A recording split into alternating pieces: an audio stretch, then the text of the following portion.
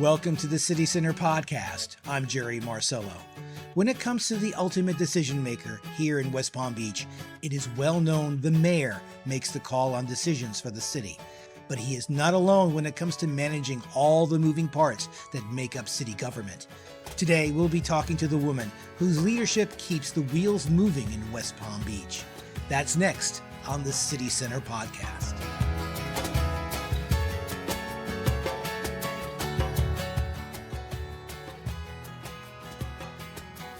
And joining us today is Faye Johnson, City Administrator for the City of West Palm Beach. Faye, welcome. Thank you for coming on the show today. Thank you for having me. Well, we're excited to talk about all the things that are involved with being a city administrator, but we always want to start by talking about you. Tell us a little bit about yourself and your voyage to becoming a city administrator. Okay, well, there's quite a bit to unpack, so let me just kind of maybe summarize it. I am a West Palm Beach generational resident, was born and raised here. And was raised in a single-family household. I grew up with 9 sisters and brothers in public housing. Went through the public school system here in Palm Beach County for most of my education. Left here in maybe the 11th grade and moved out of state to finish up high school. I was a cheerleader all through high school for the most part. I started cheering in 4th grade, believe it or not, at Gaines Park. At that time, the city operated a number of different programs, and they had cheerleader squads, and so that's where I got my introduction and fell in love with cheer. So I was a cheerleader for a good 6 or 7 years of my years of growing up. And how I got into city management actually came through an interest that I developed in city government in a 7th grade American history class, believe it or not. So at that time, I was attending Roosevelt Junior High, and we had a teacher who was very well known for history, Mr. Harvey. And each week we would have to cut out newspaper articles, current events, and he would select different students to read theirs in the classroom. And invariably, for one reason or another, my article tended to be on government. And at the end of the school year, he had a mock city commission meeting teaching us about local government. And I was assigned the role of a city commissioner. One of my other students in the class was assigned the role of a city manager. And as we start rehearsing and all, I wanted to be the city manager. I wanted to play that role. So he allowed the two of us to negotiate, and I end up getting to play the city manager. And that was the start of the peak of my interest in city management. And it stayed with me. And ultimately, the only reason that I went to college and grad school, was because I wanted to be a city manager. And here I am. Isn't that wonderful? The opportunities you see in elementary and in high school where you get a chance to taste a possible career and you suddenly find the passion that ignites you to move forward. That's really fantastic. And on top of that, cheerleading. You can't beat that. Yes. And I like to think that, being a cheerleader all those years and, being a champion for, the team, and a number of those teams were underdogs, that kind of helped shape my thinking of, being a champion for employees in the workforce, and what I am fortunate to be doing now. Oh, that's really cool. And then the most important thing for me is in a place where many people are moving to and are transplants, having someone who's been here your entire life gives you a perspective, which I think is incredibly useful to you. It has. Now, I moved away my 11th grade year of high school.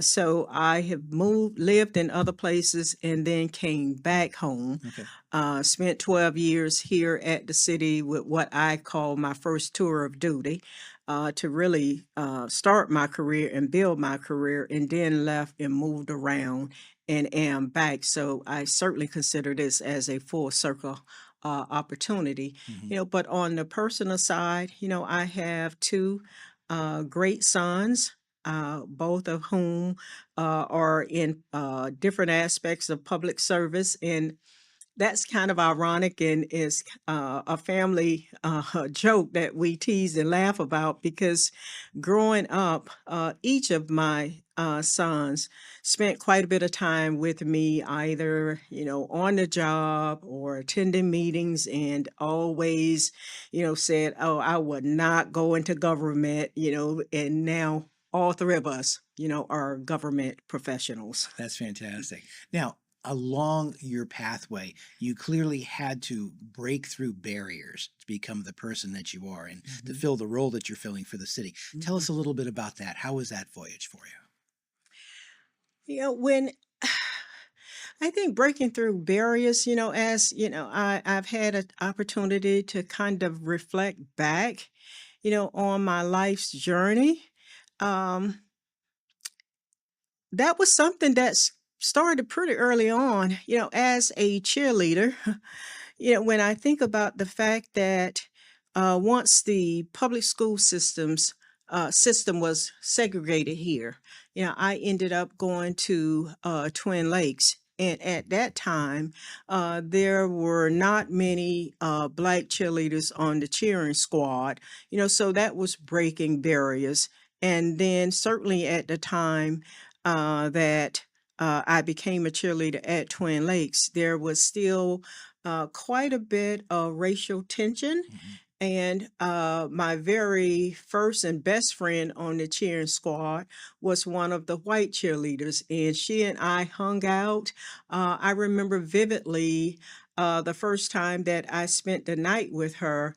And the folks peering out their windows as she and I walked to the corner store. Now, I didn't have a clear understanding of why that was, but looking back on it, that was breaking a barrier, to even go into a neighborhood where heretofore blacks, had not lived in that neighborhood, had not frequent or visited that neighborhood. So that was breaking a barrier. Yeah. But now, when I look at my professional career, city management has always been a white male dominated field.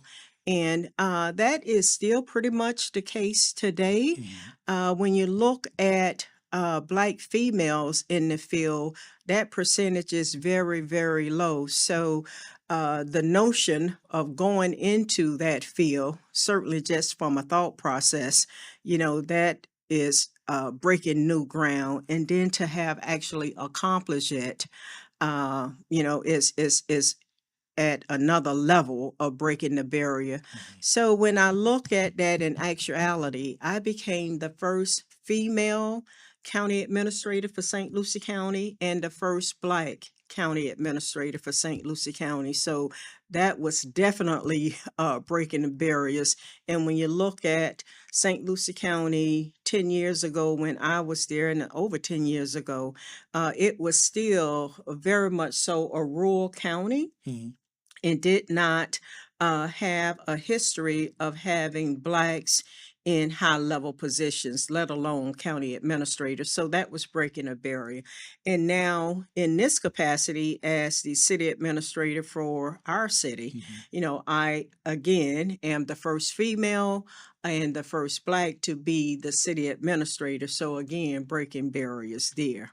They were both formidable, but what would you say is the tougher of the two barriers, the gender or the race?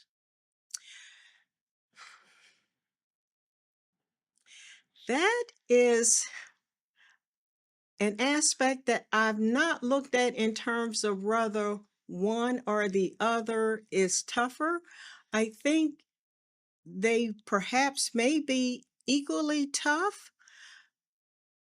Just thinking about it retrospectively, I don't think that one is tougher than the other. However, what I have learned, particularly from that St. Lucie County experience when I first became county administrator, and certainly, that was just highlighted, the fact that you're in a rural county, never had a female administrator, never had a Black administrator, or, I was the first Black assistant county administrator. And so initially, you feel the weight, of that uh, situation here. And I think for a short period of time, certainly you get in your own head, about all of the eyes that are on you, as the first female and the first Black. But what I learned is that at the end of the day, while you make history being the first female and the first Black, what the residents and your commissioners care about is how you perform. And I think that is still the case today. Now, while that accomplishments both back at St. Lucie County and certainly the accomplishment here today, being at home, is something that, I work very hard to achieve and something I am incredibly proud about. But, you know, people don't really pay attention to the fact that the city has a female administrator or a Black female administrator. I think what they care about when they talk about Miss Johnson, if you will, or Administrator Johnson, if you will, is that I perform, Right. I produce, I'm on top of the job. Where the rubber meets the road. I think Absolutely. that's what is impactful. Now, the fact that I have built that kind of reputation and then happen to be Black and happen to be a female, I mean, that's, something that I just am deeply proud about. Very good. Let's talk a little bit about the job. City of West Palm Beach works under the option of strong mayor as a Mhm. form of government. Tell us for our audience, explain a little bit about what that entails, what that means, and how does the city administrator position take part in that? Okay. As the strong mayor form of government, the mayor serves as the chief executive officer, Mm. and the administrative leader of the city. I mean, he is the executive decision maker of the city. And as the city administrator, I see myself as the chief operating officer. I serve at the pleasure of the mayor.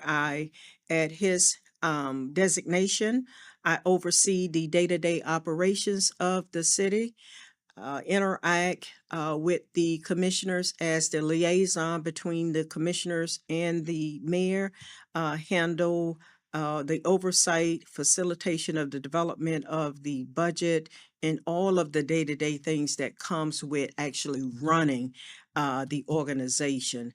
So you have, for the most part, if you look at how the city's governmental structure was prior to changing its form of government in 1992, which I happened to have been here at that time, Mm. we were under a council manager form of government. And so the city manager was really considered the chief executive officer Okay. because we didn't have a strong mayor. We had a figurehead mayor, if you will. So under that form of government, the ceremonial mayor did not have the executive and administrative powers that the strong mayor has, and the charter lays those powers out.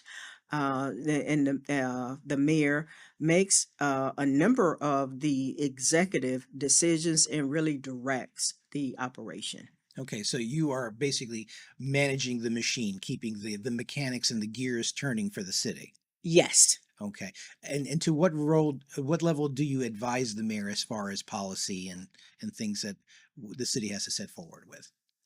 Yeah, I would say that there is very little Mm, that the mayor does not involve me in, okay. which, I really enjoy the fact that, he respects, my professional training and looks at me, as, one of his, and maybe perhaps in a number of instances, as his top advisor on things across the board. Mhm. Now, as the city administrator, a lot of what I do is behind the scenes.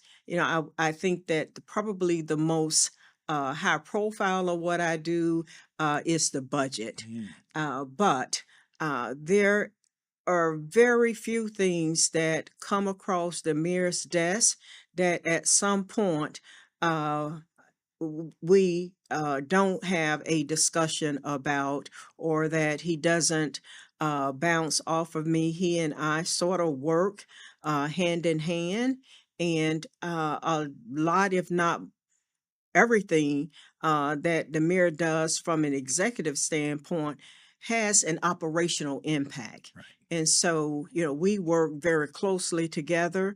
Now, being that he is the mayor, I am the administrator, there is, a separation of how much, I actually direct and guide Mhm. on the executive side. But as the administrator, I sit in a covenant position to be able to be at the table with the mayor on most of the executive matters that he actually makes the final decision on. So you are a strong resource for the mayor in pretty much every move. Yes, Outstanding. yes. You mentioned the budget. Hmm. Obviously, the budget is a huge part of your job and what you do. Tell us a little bit about the process of how the budget comes to form together and how it becomes what we're working with every year. Yeah, so the budget actually, is a 7 month long Wow. annual process. It's one a process we go through every single year, and it is the only process that every department within the city has to be involved in, because while the general fund budget tends to be the one that is the most highlighted and the most familiar to residents, just because of the nature of the general fund, it being the largest budget and the different operations that are funded by it, everything that we do is part of the budget. So it's an all hands on deck operation for 7 months. So we started typically in February, Mhm. and that budget calendar is really developed in concert with finance. So we started in February, and then there are different major steps along the way from February through September to get the budget adopted. So right now, where we are in August, we have presented the proposed balanced budget for FY26 to the board and worked through any follow-up discussion with the board. So we are now teeing up, when I say we, meaning finance, in terms of loading up the budget and getting ready for the first budget adoption hearing in September, and then the second budget adoption hearing. And come October 1, Mhm. the FY26 budget goes into effect. And then come January, February of 2026, we start it all over again. And I do want to highlight one point in during this 7 month process where the budget takes priority. Mhm. We still have all of the other work, the regular part of our jobs that we're doing. So the budget doesn't give you an opportunity where everything else stops and you're just working solely on the budget. Right. The budget is the priority of the 7 months. However, everything else has to also get done. Wow. And so that's what makes it so very challenging. Challenging, complex. Wow. Yes. Incredible. But it is absolutely the my favorite 7 months of the job, of the year on the job. Bless you. Yes.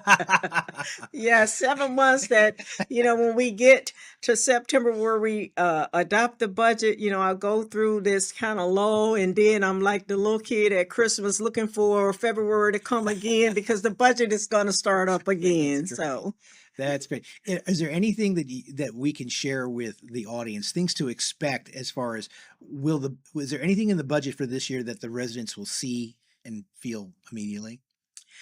well, the big beauty of this budget from my perspective Yeah. is that the residents won't see the adverse impact that could have been, Hmm. but for some changes we made. And specifically, when I look at the CRA and the changes that are being made at the state level in terms of, tightening the screws, if you will, on how CRA dollars could be utilized. The CRA has funded uh, for the last 5, 6 years of my tenure, has funded the majority of the programs and events on the waterfront.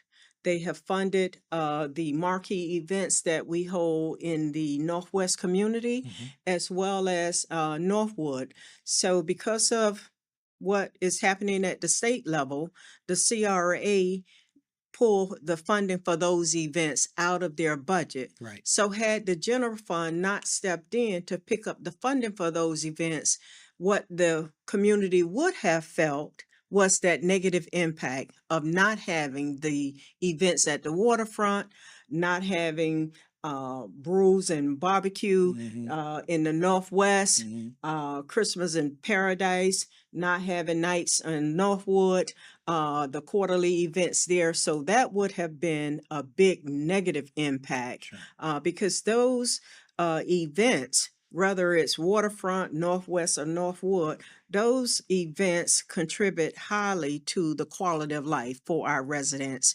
Residents and visitors come to our city because of the quality of life that we provide. I mean, they love Fourth on Flagler. They love coming to the events in the Northwest. The merchants in Northwood love having those quarterly nights in Northwood events. So, had it not been uh, for the general fund being in a position to pick up that funding to keep those events going, then we would be having a different kinds of conversations. So, I think what residents can expect is that the level of the quality of life programming and services that we have offered will be maintained. They won't see where things are coming to an end, where they won't have all of the activities that they have grown accustomed to and look forward to, that they will still be able to enjoy those. You mentioned the proverbial tightening of screws, both at the federal and at the state level. Mhm. Um, Looks like in the short term there is a solution, or at least a way for us to continue to enjoy the things that we've come to expect here in the city of West Palm Mhm. Beach. What is the future perspective? What changes are we anticipating beyond that? I tell you what we are trying to stay on top of is that you have, let me just start with the state level. Yeah. So, part of what came out of the legislature this year was um, the governor established a property tax committee, and they are taking a look at different options for changing how property taxes are collected. And, there's been noise about doing away with property taxes altogether. When we had the update from Representative Edmond here a couple of weeks ago, and Senator Mike Bernard, they each mentioned, they both mentioned, about this property tax committee, in that, they expect that some changes are going to be made. Now, it remains to be seen what changes will be made, and hopefully it won't be draconian changes that will then cripple municipalities. But just on the point of the property tax, the prospect of changes being made. When I look at our general fund budget, so the FY25 general fund budget is about 264 million. Of that, 137 million is property tax. So it's about 52% of our general fund revenue. If we were to uh, lose any of that because of changes that are mandated by the state, it's going to have an impact. And we have to wait to see what happens there. The other concern from the state level would be 12% of our general fund revenues come from state shared revenues on a number of different items and some other governmental revenues. So if the state does not do anything to adversely impact property tax revenue, legislatively, they may change how they distribute state shared revenue. So if they were to pull back on that, that's a total of about 31 million in the general fund. So if we were to lose any of that, Hmm. That's an impact. When we look at our overall budget, it's comprised the total budget about 25% of recurring revenue from federal government, and then we have a portion from the state. So any changes on that state revenue, there's going to be an impact. Now at the federal level, a number of things are being talked about in terms of, the president's skinny budget and what have you. And I certainly am not going to get into the politics of presidential decisions, but our total budget has about 157 reoccurring federal dollars. And a big portion of that is on the housing side. So theoretically, worst case scenario, if that money is pulled back, we know that it's going to impact residents who rely on those services. And if the city is not in a position to backfill whatever funding we lose from the federal level for housing, uh, it's going to be felt. I mean, there is an affordable housing challenge right now with the funding. So if you take away the funding, then it just increases that challenge to house those who rely on housing assistance. But in addition to that, one of the big areas that I'm concerned about, and as well as the mayor, and as we have tried to keep track of what's happening and what's being discussed at the federal level, is the potential elimination of FEMA, Federal Emergency Management Agency, because FEMA steps in the case of disasters and help governmental entities be able to recover. Now, we've been fortunate that we've not had a direct hit, and certainly I hope that that continues to be the case. However, we've had some minor, or I would say modest, damage that we have incurred in different storms, and we've gotten reimbursed from FEMA. So if the funding for FEMA is eliminated and that total responsibility is shifted to municipalities, that's going to be a huge impact. And where that impact will be felt is that we have an emergency reserve that we have been very methodical about not utilizing it because we've been able to have that cost sharing Yeah. with the federal government.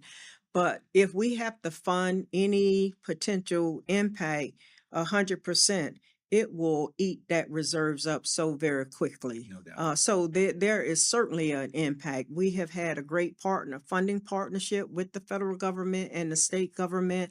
And I'm hoping that with whatever comes out of the federal and the state governments, that it's reasonable and that it's done, in steps and not with just one fell swoop where not only the city, but I am concerned about our city, where we're adversely impacted to the point where, it will have such a negative impact on our residents and how we operate. Wow. You have been city administrator now for 6 years, just about 6 years. Well, I've been on board for 6 years. It will be 6 years as the city administrator in January of 2026. Oh, okay, very good. Yes. Well, nearly 6 years. Almost six. So you've seen a lot of water going under the bridge here in West Palm Beach. A lot of stuff's gone down. What would you say, out of the things that you've experienced in the past 5.5 years, uh, was the most important, the most formative for the city? As far as, was it the pandemic? Was it the explosion of business? What would you say? There is a interconnection between those two, Hmm. and that certainly would be where I would go. I think with the pandemic of COVID, it ended up having a silver lining for us in a couple of major ways. I think first of all, the fact that under the mayor's leadership, we kept the city open. We were able to pivot and make certain that building permits, were still being issued, building inspections were still being done, and although we had workers operating from home, we kept the doors of City Hall open for business. That ended up benefiting us in that, as the country was shut down, if you will, and folks were then working remote and had the ability to then kind of relocate and all. I think it put us on the radar of a number of major businesses that probably otherwise would not, have viewed West Palm Beach as the place, to relocate. So we have seen just, an increase, an influx of new business headquarters relocating from the East Coast to our city, in this whole notion about Wall Street South that was in play way before I became city administrator. I think it began to really take shape and is now solidified. And so we're wearing that moniker as being Wall Street South. And then we just are seeing the continual investment of major developers, in our city, and certainly there is a leader in that regard of related Ross, and we see all that they are doing. But we are also the beneficiaries of new major developers who have had West Palm on their radar, and they see what is happening, the transformation. So when you look at the Nora District, when you look at what's beginning to happen on the north end, and whatnot. If you look at development that's taking place on the south end, when you look at the park, so we have all of these major developments coming together, and it's not just one developer. We have diverse developers that are coming in or that have invested in our city, and they're continuing to look at our city and making substantial investments in West Palm Beach. So I think we have just become very, very attractive Sure. in terms of doing business, Yeah. and then a place where their workers want to live, and want to um, be, in terms of what things there are to do when work is done, and that goes back to that quality of life. Of course. Yes. So we've talked a little bit about the past, where we've been over the past 5 years or so. Let's talk a little bit about the future. Mhm. What are your objectives? What would you like to accomplish during the remainder of your career here at the city of West Palm Beach? You know, West Palm, in terms of the community, is going through this incredible transformation. And, you know, from one perspective, that transformation, is very, very sexy, if you will, because you can see the tall buildings that are going up, the Class A office building, and I mean, and just the quality of the types of office buildings that are being built in our city, the new high class restaurants that are coming in the city, the different types of workforce and affordable housing developments, the different art and culture that's taking place in all that's going on in the city. And then we have a number of other things that are on the drawing board, like Vanderbilt that will be coming, Cleveland Clinic and whatnot. And so that's the physical, outward, sexy part of the transformation. But I am equally excited about the transformation, the other transformation, and that's the internal transformation. You know, when I look at the transformation of our organization in terms of how we were operating when we changed administrations in terms of the mayor being elected and putting new staff in place, you know, we have quietly been going through, for me, an equally sexy transformation. Particularly when I look at our budget, you know, and how we budget. My very first budget back in 2021, and that was, you know, under during the midst of the pandemic, where we were dealing with that $7 million hit from the pandemic. You know, we actually had 11 different work sessions with the board before we got to a balanced budget. And because we have gotten our arms around our finances and are budgeting in a different manner, utilizing best budgeting practices, you know, for the most part, the very first time out on the work session, you know, the board embraces the proposed balanced budget. So that's transformation that, you know, I couldn't be more pleased about. And then when I look at our operating procedures, you know, we are doing things so differently from the way that they were being done. You know, we have embraced trying to become as efficient and effective as we can. Now, the operating transformation, that's not sexy stuff to residents and whatnot, perhaps. I think that they have an appreciation for having an effective and efficient government. They like the fact that if they call with a complaint, it's going to be responded to, and that we judiciously utilize the taxpayer dollars and all of the dollars that we get.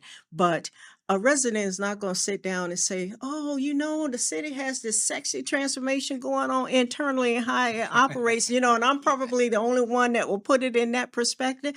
But I see it as though we have this dual transformation that has been happening over the 5 years. One that has been very explosive physically from the community aspect, and one that has been incrementally very steady, very methodical internally, but it takes a very effective internal operation to be in place so that the external transformation can happen without a lot of hiccups. And so that's the connection between the two.